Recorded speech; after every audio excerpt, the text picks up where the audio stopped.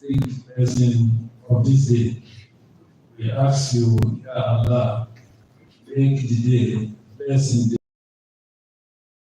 on. Guide us aright, guide us to the straight path, continue to bless us, continue to increase us in knowledge. ربنا آتنا في الدنيا حسنة وفي الآخرة حسنة وقنا عذاب النار. السلام.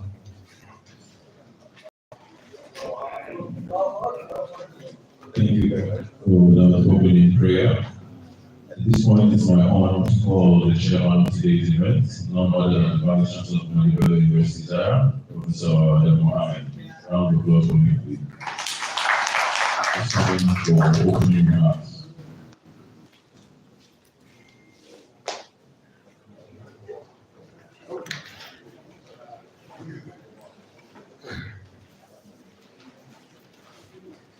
Thank you very much. Good morning to everyone. Fantastic calendar today. Let me officially thank Tori for finding time to come all the way from Eastern on this collaborative visit. We also appreciate that you come along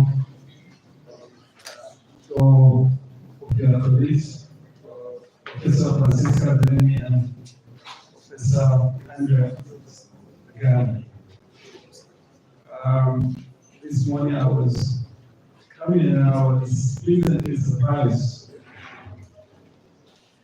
The control of Hausa that Professor Andrea has, I was getting scared that he's speaking better Hausa than myself. It's amazing, but Professor Tutolia told me that in Hausa for quite a long time. So we appreciate that you are already well connected to us in several ways. Thank you so much. In fact, you were speaking, I remember many years back as a young person, I visited Milan in Italy as an athlete. And I tried to learn a few words before I left. Most of it has gone, but I could only remember, yes, what do you call thank you, Brevo. Gracias, Brevo. Gracias. So, gracias, Brevo, for coming. We appreciate this. Thank you so much. It gives us great pleasure as a university, to host you on this very important person, but also especially that of Mr. Fabrelli for convincing you to come. So it's the first visit he said to Nigeria, particularly to the northern part of the country. But I think the greatest significance is your own visit to speak on a subject that you have continued to work on, with the theme Islamic studies in Italy from Renaissance to present. And I think the profound significance of this connects back to the state of the world today. Issues of global peace and the misunderstandings that exist between Islamic culture and the emerging interests that continue to play out across the world. We must recognize that Islam, from your work, that its intellectual history, its engagement with other civilizations, and its evolving place in modern scholarships seems to have been underplayed for a very long time. And I think that this is a very good occasion to bring this subject onto the table, not only by intellectuals in Nigeria, but from people from Italy, which is a proof that Islam itself had deep roots not only in the Middle East, but in parts of Europe. We can't thank you enough for taking that interest in the work that you continue to do. For country. See that those global frictions are also affecting us as a country. So this handshake, between Europe and particularly Italy, us on the subject that is here to the whole world, something that is supported. Once again, discussing with him the last 5-6 months about this visit, the persistence, ensure that it's properly organized, cannot be underestimated. So thank you, and I wish everyone fruitful discussion today. Thank you.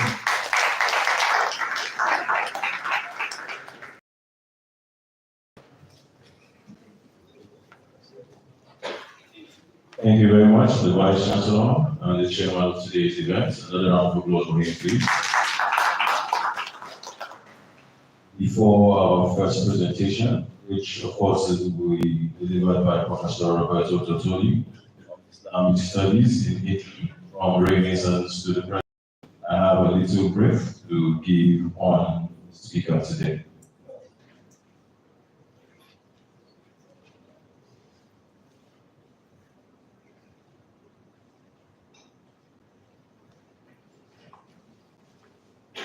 Roberto Totoli, in 1996, Naples Instituto Universitario Oriental, is professor in Islamic Studies and currently rector of Università di Napoli Oriental. He has been a visiting researcher and professor at Princeton University, Harvard University 2015, EHES in Paris for 2016, and the Institute of Advanced Study in Tokyo 2018, University of Pennsylvania 2019, and a member of the Institute of Advanced Study at Princeton in 2016 to 2017. His main publications include Biblical Prophets in Quran and Islamic Literature, Richmond 2002, Islam, an Advanced Introduction, London, New York 2021, and The Quran, a guidebook, Berlin, Boston 2023. He had also edited works on Islam in West London, first edition 2015, second edition 2022. He is a principal investigator of the ERC Synergy project, the European Quran. He is widely considered as one of the most famous experts on Islamic studies in Europe. On this account, I would want to call on Professor Totoli for his presentation. Round of applause for him.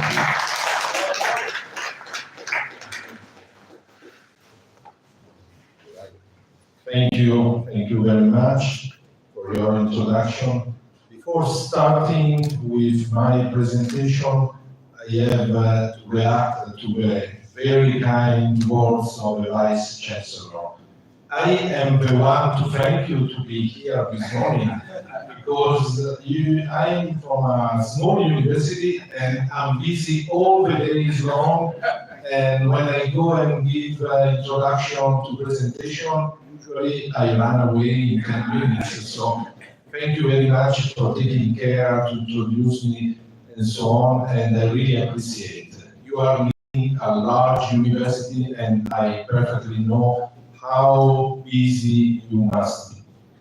I would like also to interact a little bit with your very kind words, underlying how topics like this, knowledge of Islam, Hausa, are fundamental in the interaction between peoples and the world in very momentful times like these. I think I'm coming from a university whose founding mission was to promote the knowledge of other languages and cultures. My university was founded in 1732, almost 300 years ago, with the teaching of Chinese and then teaching of all the languages all over the world were added. So we are very proud of this mission and all our lines of research are really prompted by the idea that to diffuse the knowledge of languages, cultures, religions, attitudes, histories of the people is really a way to prompt peaceful relations between people. Just a short note, it's also a pleasure for me to be here in Ahmadu Bello University, which was the university accompanying us in the founding of the Hausa chair in the 80s and the 90s. We used to have an NYU. I hope we can renovate it now, from now onwards. And my university has the only chair in Hausa language. You praised Andrea Vigaglia. He's not even the teacher of Hausa. No.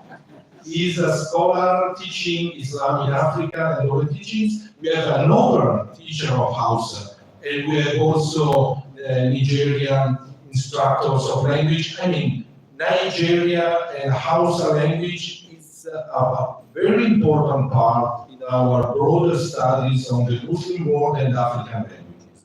So it's a great pleasure for me to be here and also to give a testimony of this decades-long relation between our universities in these different fields. When I was asked by Andrea, organizing this visit, what to talk about, my idea was just to give a very general introduction to what is the relation between Italy and the knowledge of Islam. The south of Italy was also under the rule of Muslims. As you can see here, mainly Sicily, the island of Sicily, was under Muslim rule between 827 and 1091. But that when Sicily was conquered by Northern European Northern army, they kept Islamic culture inside the island. Now in Sicily we have many remains of this Islamic presence, and the history of Islam in Sicily is an important part of it. Not only the south of Italy was interested by contact in the first Islamic wave of conquest coming from north, but also Lucera, which is here, and also the north of Italy, Piedmont, knew the presence of Muslims and so on. But the relationship between Italy and the Muslim world in the Mediterranean Sea, the North Africa, went on also until the 18th century, because there were pirates, incursions, and even if there was warfare, there was also captives relation, Muslim captives in Italy, Italian, European captives in Northern Africa. So there was warfare, but also continuous personal relation prompting a direct knowledge of Muslims, something that Italian European societies almost pretend to ignore today. What about actually the knowledge of Islam with these relations starting from Middle Ages, 10th, 11th century?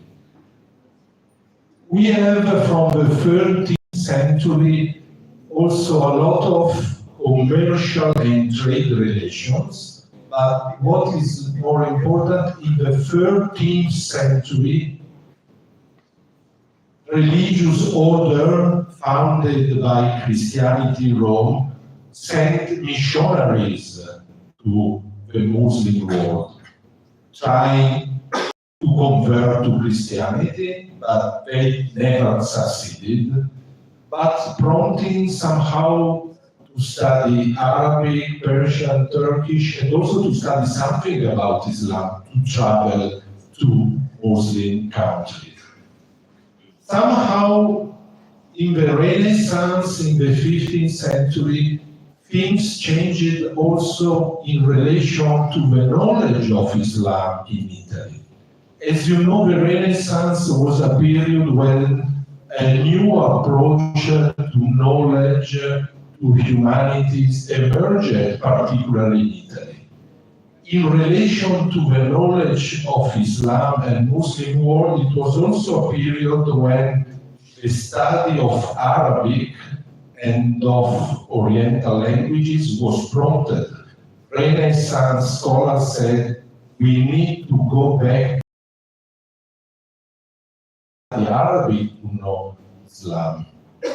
In this environment, we have the first amazing example of this Italian interest in Islam. It is the first printing of the Quran in Arabic. As you probably know, the Quran was printed in movable type in Muslim countries only from the Kazan, Russia, then India, Persia, Cairo, and so on from the 19th century.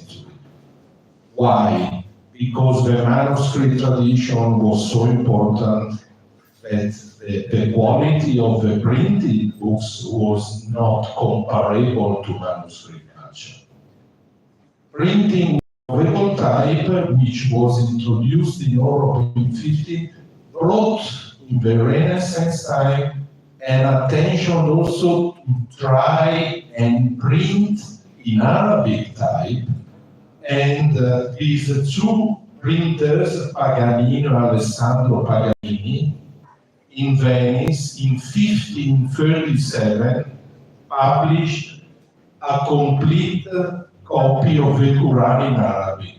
You can see here the beginning of Surat al-Baqarah. Why they printed a Quran in Arabic? It's something which I don't know perfectly, because this Quran disappeared.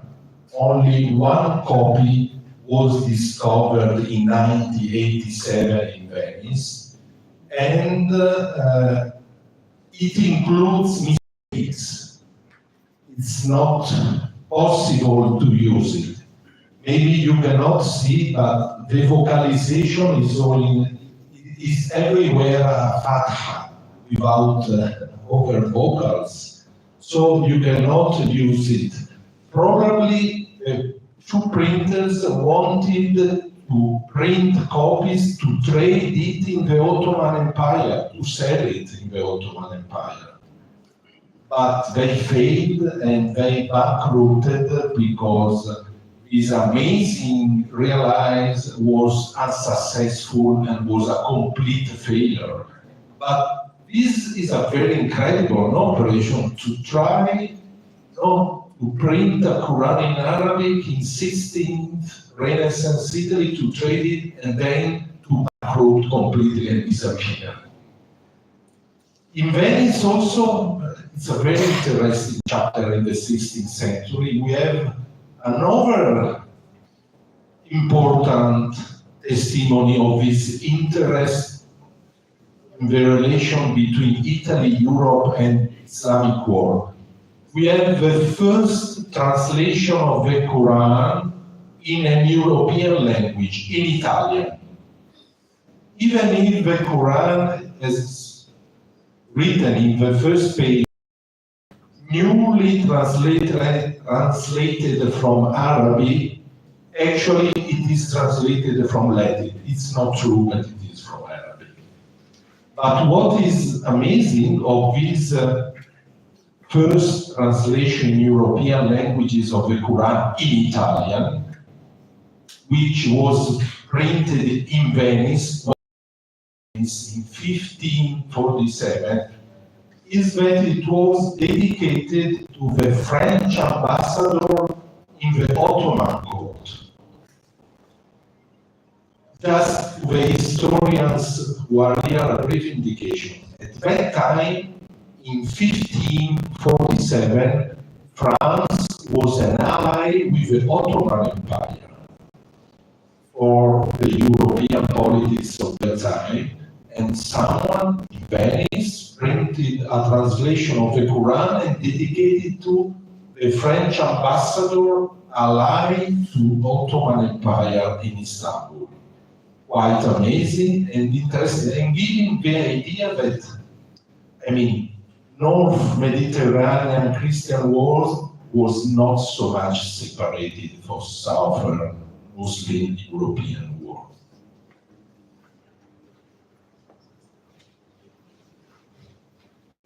In Italy, like in the rest of Europe, the interest in Islam was also prompted by the interest into Arabic and Oriental languages. In Rome, which is the place of Christianity, the Pope is in Rome, the Propaganda Fide was founded in 1622. Propaganda Fide is a Christian agency which was founded to translate the Bible in all the languages of the world, including also Arabic, including also Turkish and Persian. This prompted the study of Arabic in Rome in the 17th century. Many colleges and many schools of the religious orders had lessons in Arabic to teach missionaries and people working in Propaganda Fide to learn Arabic and also to know something about Islam. Actually, from a Christian point of view, diffusing more knowledge of Islam inside Italy. For sake of this, in Sapienza University, now the University of Rome, in 1584 was founded the first chair in Arabic. The first chair in Arabic in Europe, because Oxford and Cambridge chairs came after that. And so we have a long tradition of scholars, Italian scholars, teaching Arabic in this chair.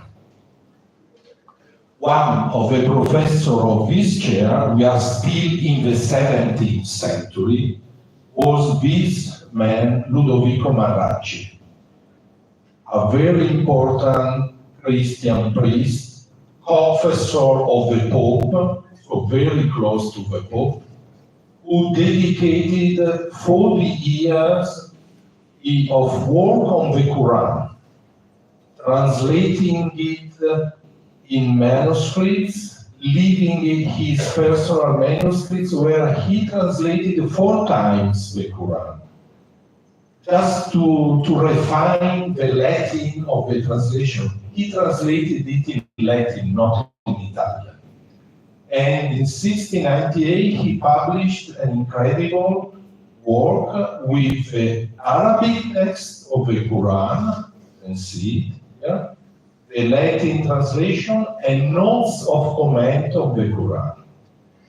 This became the main and the final pre-contemporary Europe on the Quran in the history of the knowledge by Europeans of the Quran. Let's move forward to more recent time. When can we talk about the emergence of the contemporary studies of the Quran in Italy? In the 19th century, like all Oriental studies in Europe, France, Great Britain, it was in the 19th century.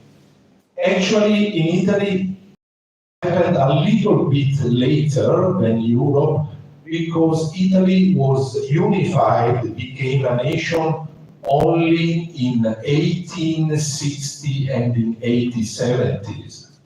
As you know, you are a young country, also Italy is a young country, because political unity was realized only 160 years ago.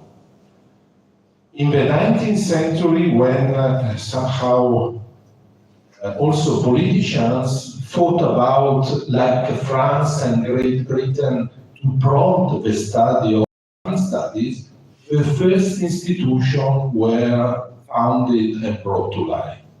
my university, Naples, the Oriental Institute, was added languages like Arabic, Persian, Hindustani, the first languages from Eastern Africa, which were added in the second half of the 19th century. And so also in the University of Rome, the so-called Scuola di Studi Orientali and School of Oriental Studies was founded in the middle of the 19th century. You have in this long path of history of Islamic studies in contemporary times some major figures which are important in Italian but also in European scholarship.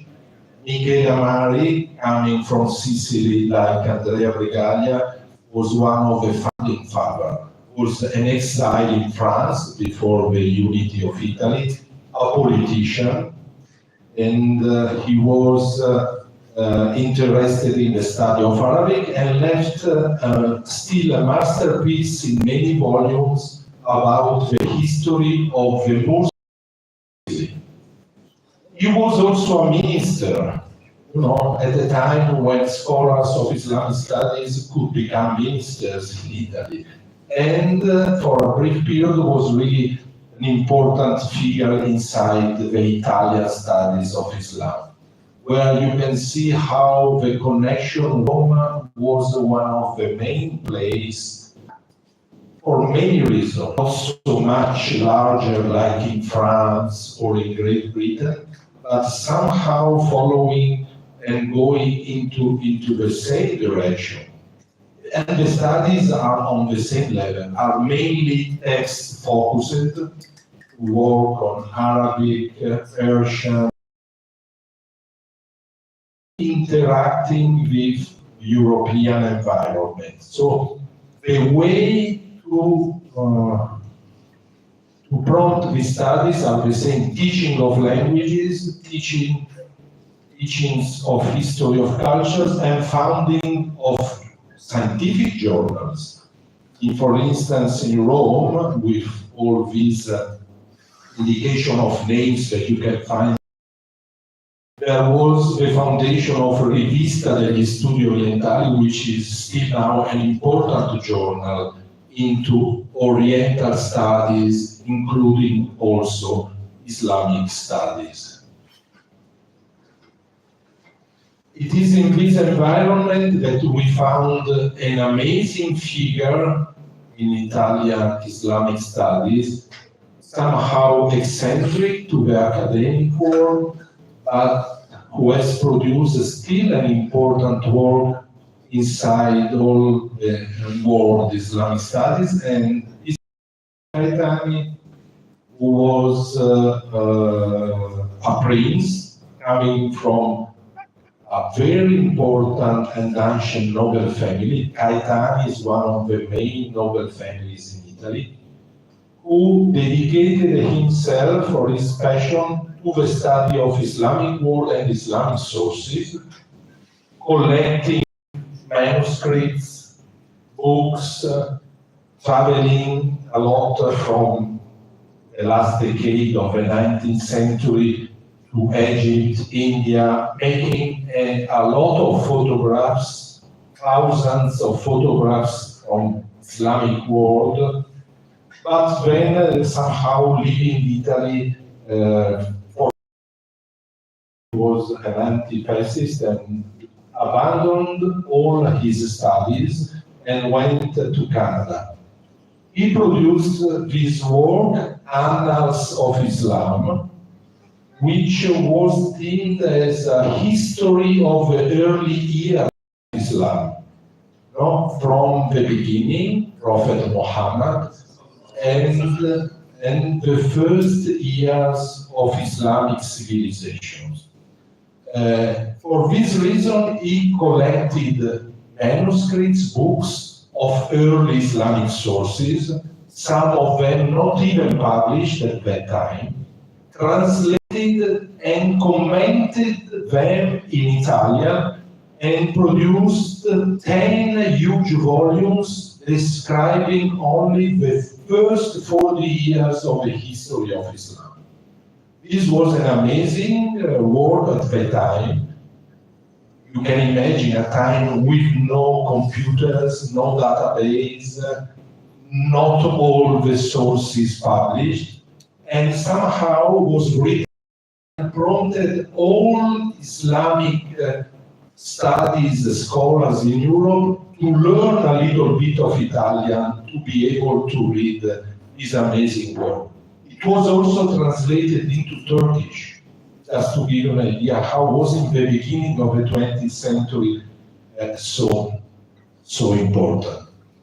The beginning of the 20th century was also a very important period for a push to go to Islamic studies for colonial reasons. We must underline this. Italy was in the beginning of interest in the conquer of Libya, north of Africa, also for colonial interest in Ethiopia. I would like to remember that Leone Caetani was one of the only free members of Italian parliament that in 1912 voted against the colonial conquest of Libya. He was against, and his political career was finished, but it was really against the colonial adventure. But actually, the colonial Italian interest, presence in Libya and so on, prompted a new interest in the study about Islam.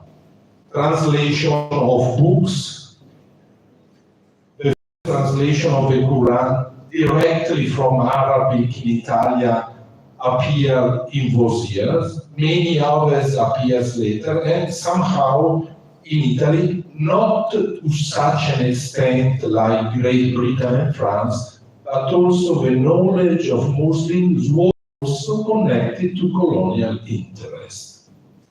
We must remember that this is also the foundation of Istituto per l'Oriente, still now very active, completely different, but founded in 1921 with the idea that international connection and interest of Italy needed to know more about also Islamic so-called Orient.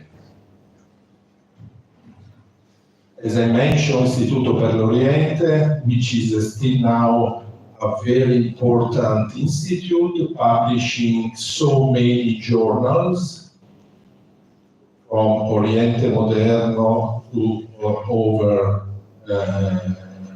scholarly journals. If you like, if some of you scholars has some works to propose, you can easily find on the website how to apply and to send materials also coming from you.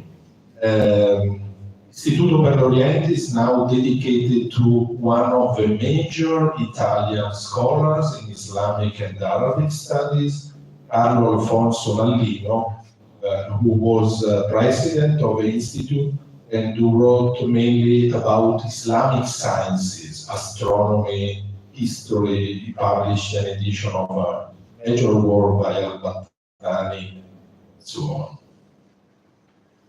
Let's come briefly to the end of my presentation.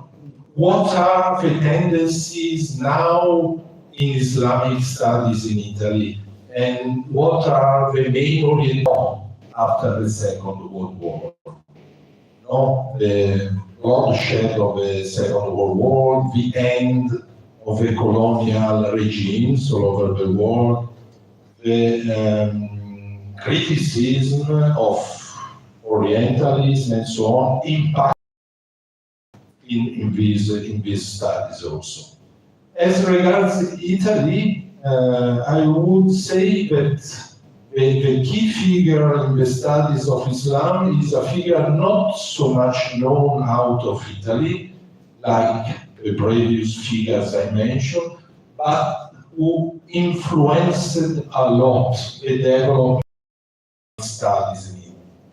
And this figure is Alessandro Bausani, who translated the Quran in Italian in 1955, but was an incredible figure, an amazing polyglot, knowing more than 20 languages, translating from Malay, Urdu, a genius from the linguistic point of view. And after the translation of the Quran, he really widened the idea of the study of Islam in Italy. Not only Arabic, but all the languages from Africa and Asia to translate his vision of Islam. I would say that the main schools of Islamic studies today in Italy come from his many interests. He was the only one to collect all of them in one person, but many of his pupils furthered to maybe one or two of his interests. For instance, the Oriental School in Rome mainly focused on Shi'i studies, Imami Shi'i studies, which was also an interest by Alessandro Bausani. You see here some of the main names of scholars working today on these fields. So, for someone of you maybe interested in studies about Imami Shiism, Persian, and so on, Roma and his rivista degli Studi Orientali is the main place in Italy where you can study this.